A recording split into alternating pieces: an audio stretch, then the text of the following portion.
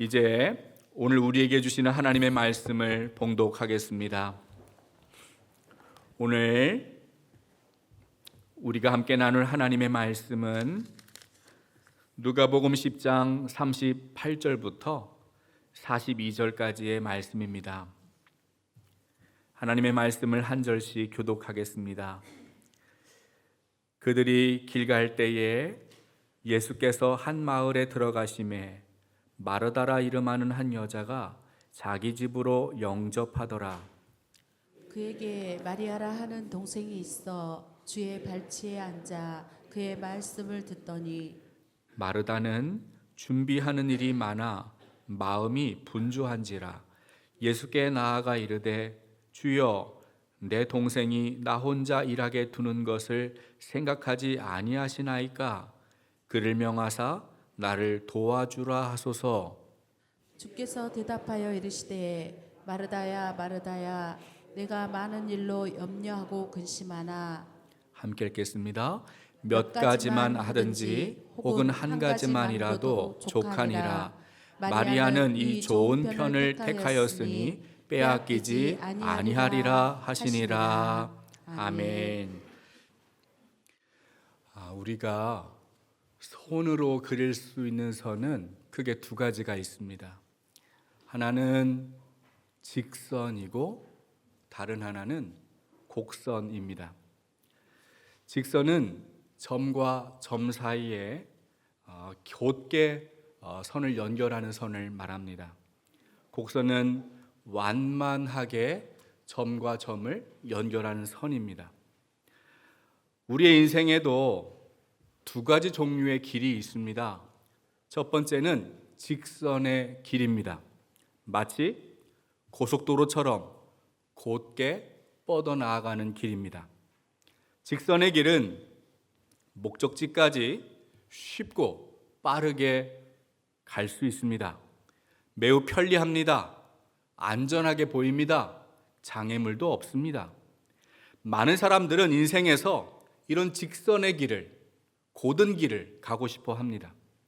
고속도로처럼 인생에서 쉽고 빠르게 원하는 목적지에 도착하기를 바랍니다. 인생에서 원하는 것, 기대하는 것, 목표를 빨리 성취하기를 원합니다. 누군가와 치열하게 경쟁하고 비교하면서라도 성공하고 싶어 합니다. 이것을 성공지향적인 인생이다라고 말하기도 합니다. 그러나 성공적인 지향적인 인생은 주변에 있는 정말 소중한 것을 쉽게 놓치고 잃어버릴 수도 있습니다. 두 번째는 곡선의 길이에요. 마치 강물처럼 굽이굽이 흘러가는 길을 말합니다. 강물이 흘러가는 장면을 한번 생각해 보십시오. 강물은 천천히 굽은 길을 따라 흘러갑니다. 비록 속도는 빠르지 않습니다. 느립니다. 그러나 방향을 잃어버리지 않고 궁극적인 목적지를 향하여 끊임없이 흘러갑니다. 여러분, 강물이 흘러가는 그 주변을 가만히 살펴보십시오. 물이 닿는 곳마다 생명이 있습니다. 꽃이 피어납니다. 나무가 뿌리를 내립니다. 열매가 있습니다. 곡선의 길은 소중한 것부터 먼저 살피는 가치 지향적인 인생입니다. 그렇다면 우리가 믿는 예수님은 어떤 길을 걸어가셨을까요? 요한복음 11장을 보면 예수님은 마리아와 마르다, 나사로를 일찍부터 알고 계셨고 그들을 사랑하셨습니다. 그런데 예수님은 나사로가 병이 들었다는 소식을 들으시고 어떻게 반응하셨습니까? 요한복음 11장 5절 6절을 함께 읽겠습니다. 함께 보시죠. 예수께서 본래 마르다와 그 동생과 나사로를 사랑하시더니 나사로가 병들었다 함을 들으시고 그 계시던 곳에 이틀을 더 유하시고. 여러분, 참 이상한 일입니다. 우리는 사랑하는 사람이 병들었다고 말하면 빨리 찾아갑니다. 그런데 예수님은 사랑하는 나사로가 병들었다는 소식을 들으셨는데 계시던 곳에 이틀을 더 머무셨습니다. 왜 그랬을까요? 사도 요한은 그 이유를 이렇게 설명하고 있습니다. 요한복음 11장 4절 함께 말씀을 읽겠습니다.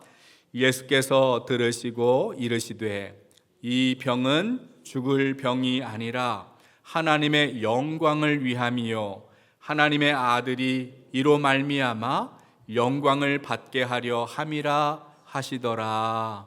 아멘. 예수님은 나사로의 병을 빨리 고치는 것이 목표가 아니었어요. 다소 늦더라도 하나님의 영광이 나타나는 것이 예수님의 사명입니다.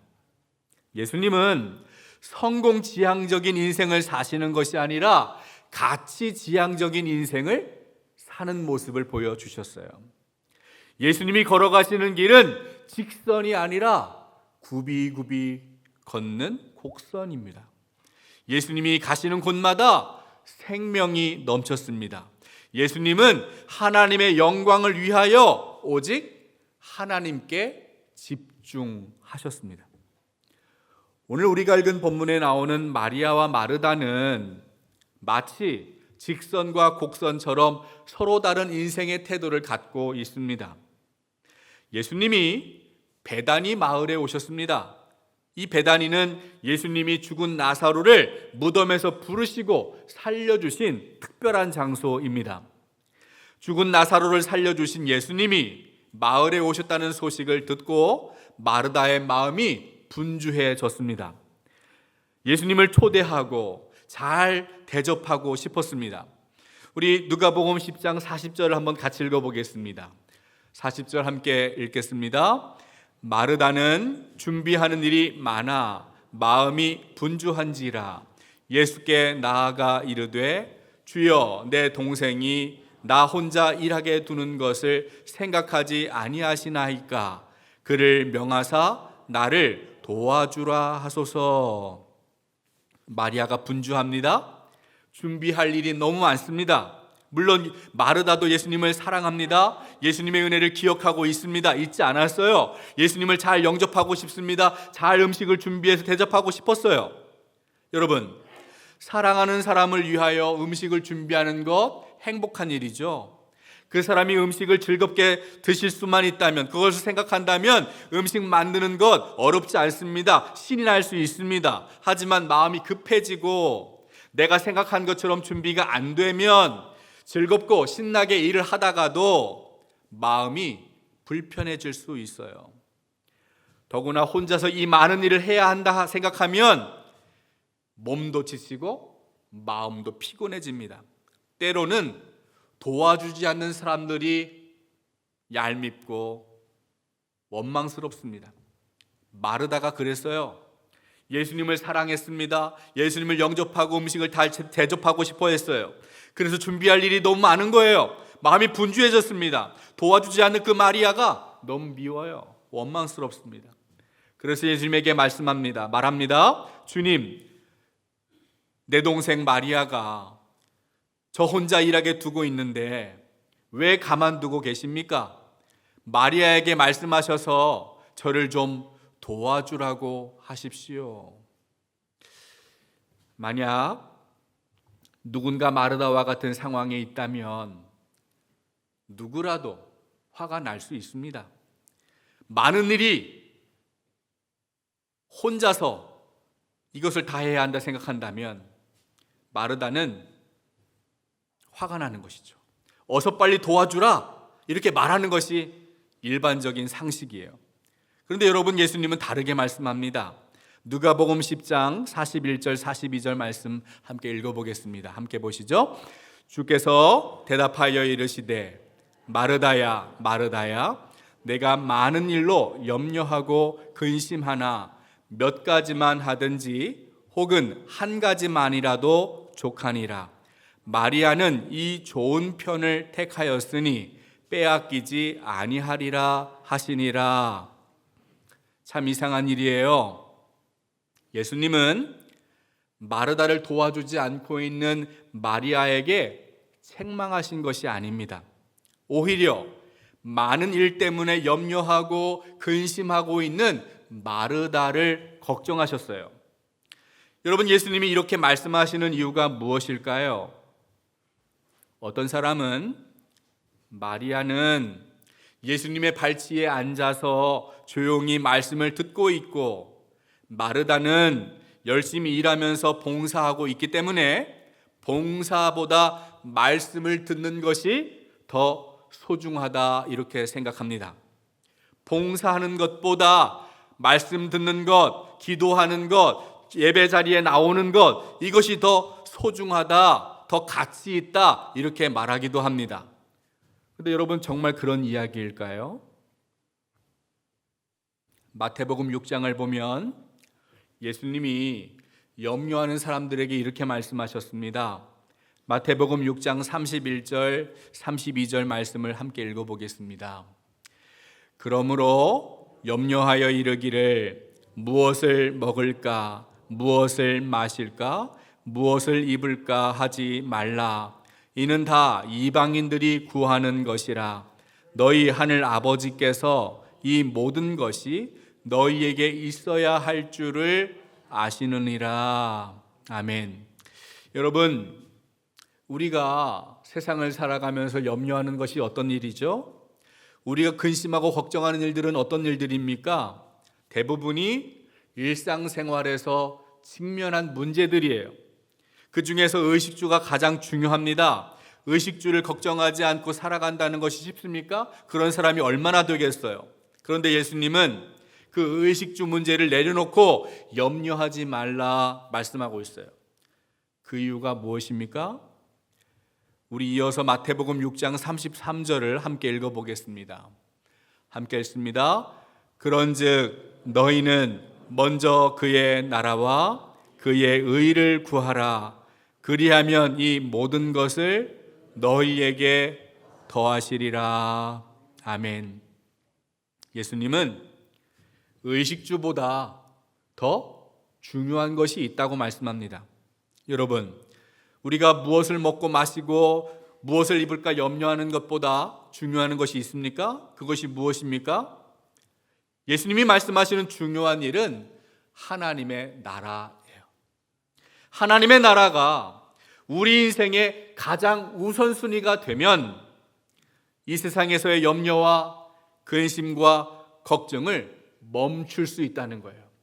우리의 생명을 책임지시는 분이 하나님이라는 사실을 우리가 믿고 알고 신뢰하게 될 때 맡길 수 있다는 이야기입니다.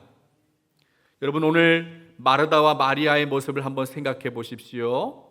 사실 마르다는 예수님을 사랑합니다. 잘 대접하고 싶었어요. 그러나 마르다의 마음이 분주합니다. 왜냐하면 준비하는 일이 너무 많았기 때문이에요. 그래서 염려합니다. 걱정합니다. 마르다가 예수님보다 지금 자기가 해야 할 일에 더 집중하고 있어요. 많은 일로 염려합니다. 근심합니다. 그것 때문에 불편합니다. 자기 마음에 더 집중되어 있어요. 마르다의 마음을 사로잡고 있는 것은 예수님이 아니에요. 지금 당장 내가 해야 할 일들이 너무 많고 바쁘게 움직이는 나를 도와주지 않는 동생이 너무 원망스럽습니다. 그런데 마리아는 예수님 발치에 앉아 있습니다. 예수님의 말씀을 듣고 있습니다. 마리아는 예수님에게 집중하고 있어요. 여러분, 마르다와 마리아의 차이점이 무엇입니까? 예수님을 사랑하는 마음은 누구에게나 있어요. 두 사람 다 있습니다. 예수님의 은혜를 그들은 기억하고 있습니다. 그런데 마르다는 이 일에 집중했고 마리아는 예수님께 집중했습니다. 여러분, 오늘 우리의 모습을 한번 돌아보시기 바랍니다. 지금 우리가 하나님을 예배하고 있어요. 이 순간에 우리가 정말 집중해야 할 대상이 누구입니까? 우리의 예배를 받으시는 하나님께 우리는 집중해야 합니다.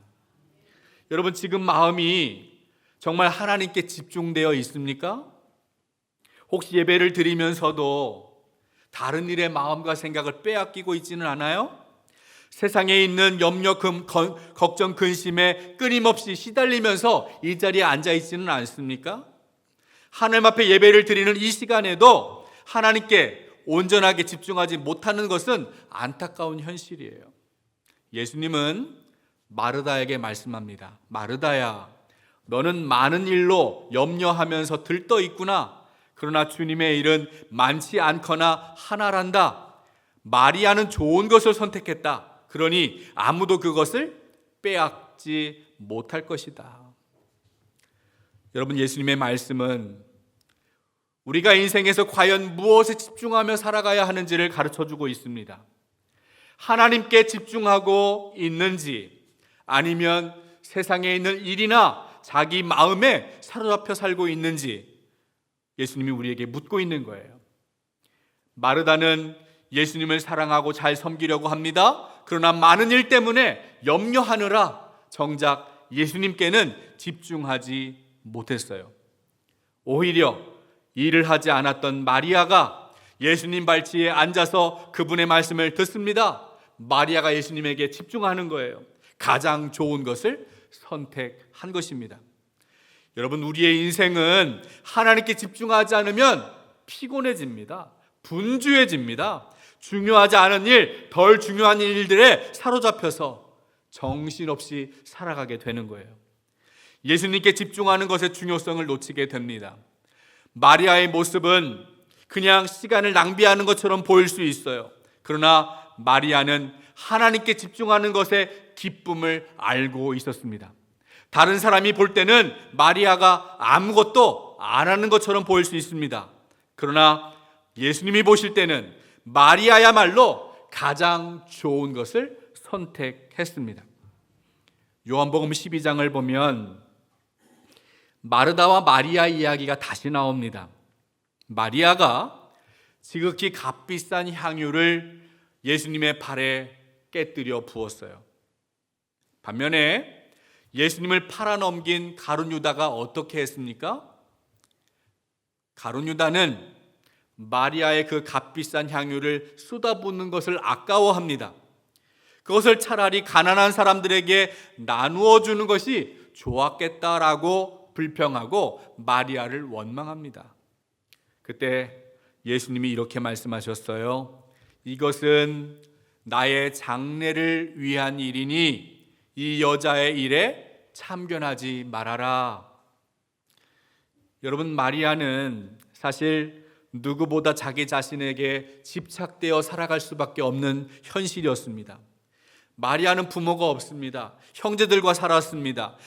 다른 사람들과 자신을 비교한다면 열등감에 빠지고 좌계감에 빠질 수밖에 없어요. 그러나 마리아는 예수님에게 집중했습니다.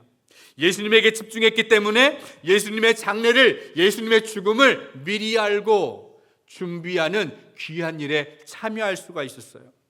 마리아는 자기의 미래를 걱정하지 않아요. 자기의 의식주를 걱정하지 않습니다. 자기의 소중한 옥합을 깨뜨립니다. 주님 앞에 집중되어 있기 때문인 거예요.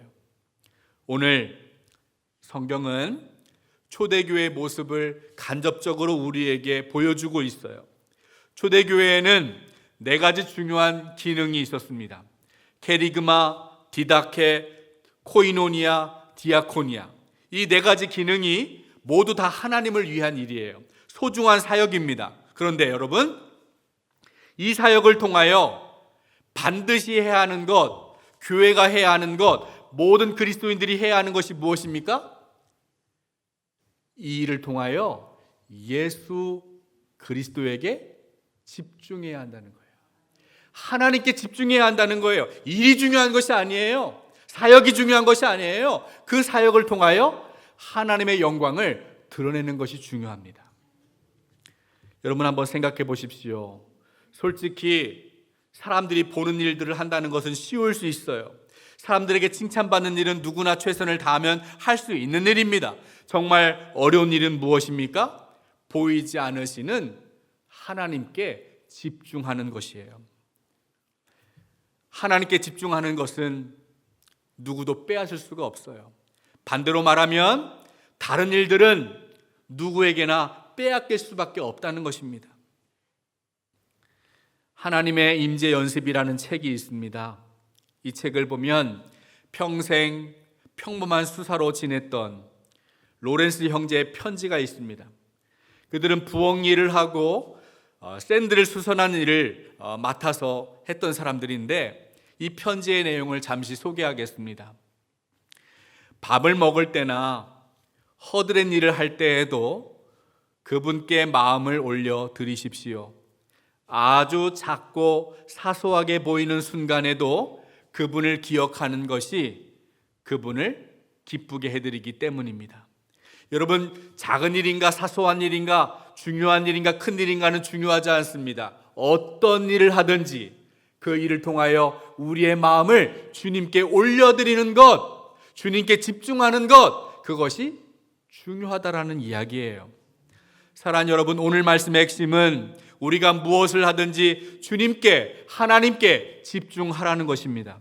예수 그리스도를 얻는 것, 그것이 모든 것을 얻는 것입니다. 반대로 예수님을 잃어버리면 그것은 모든 것을 잃어버리는 것이에요. 우리가 어떤 일을 하든지 어디에 있든지 모든 일을 통하여 주님께 집중하는 삶을 살아가기를 바랍니다. 로렌스 형제의 고백처럼 사소한 일부터 어떤 일이든지 모든 일을 통하여 예수 그리스도에게 우리의 마음을 올려드리시기를 바랍니다. 마리아처럼 누구도 빼앗을 수 없는 가장 좋은 것을 선택하는 여러분이 되시기를 주님의 이름으로 축복합니다. 하나님 아버지, 오직 주님의 사랑에 붙들려 충만한 영혼의 기쁨을 누리기를 소망합니다. 마리아처럼 예수 그리스도에게 집중할 수 있도록 우리의 마음을 다스려 주옵소서. 바쁘고 분주한 삶으로 몰아가는 세상의 한복판에서 반드시 우리가 해야 할 일이 무엇인지 깨닫게 하여 주시고 가장 좋은 것을 선택할 수 있는 지혜를 허락하여 주옵소서. 이제는 우리 주 예수 그리스도의 크신 은혜와 하나님의 놀라우신 사랑과 성령의 감화 감동 역사하심이 마리아와 같이 가장 좋은 것을 선택하고 주님께 집중하며 살아가기로 다짐하고 결단하는 우리 목포중앙교회 모든 성도 머리 위에 지금부터 영원토록 함께하여 주시기를 간절히 축원하옵나이다. 아멘.